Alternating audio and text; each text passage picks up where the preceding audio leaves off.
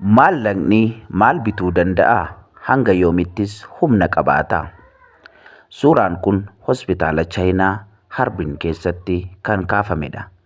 Dubartiin kaansarii qabdu tokko boorsaa qarshii guuttee qabattee hospitaala seentee qarshii sana caalaa akka qabduu fi kennuu akka dandeessu dooktorotatti himte.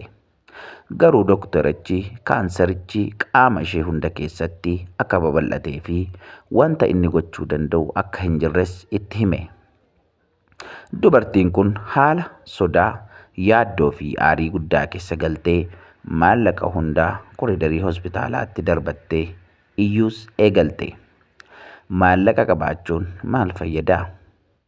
Maallaqni fayyaa bituu hin danda'u.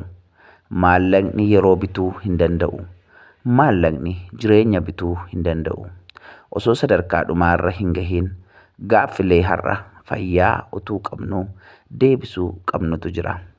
Yeroodhaaf qoricha qaamaa argachuu yoo hin dandeenyellee gaaffiin lubbuu keenyaa deebii hin argatu.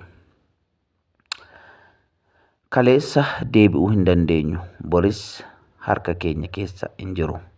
Guyyaan jaallatamaa har'a. Sa'aatiin jaallatamaan amma. Yesuus deebisee, karichi dhugaan jireenyis ana. Anaan yoo ta'e malee eenyuyyuu gara Abbaa hin dhufu jedha.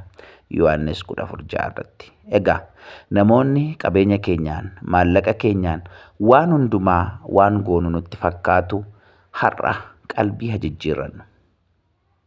Maallaqni keenya du'arraa nu hambisuu hin danda'u. Maallaqni keenya kufaatiirraa nu hambisuu hin danda'u.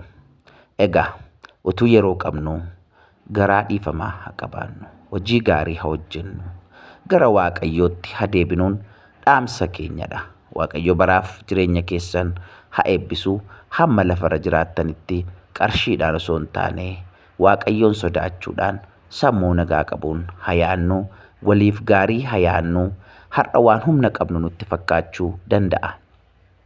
Guyyaan tokko garuu hin dhufa. Guyyaa nuti itti humna dhabnee, guyyaa nuti itti wanta yaadne hundumaa gochuu hin dandeenyes jira. Qarshiin keenyas yeroo inni itti nun fayyisne, qarshiin keenyas yeroo inni itti gatii dhabu, yeroo itti wanti hundumtuu gatii hin qabne ni jiraata. Kanaaf hangasitti osoo hin eegin yeroo qabnu kanatti gara Waaqayyootti haa deebinuun dhaamsa keenyadha. Waaqayyo baraaf jireenya keessan haa eebbisu. Dhaamsi kun hiriyoota keessan bira akka ga'uuf waliif sheerii godhaa isiniin jennaa.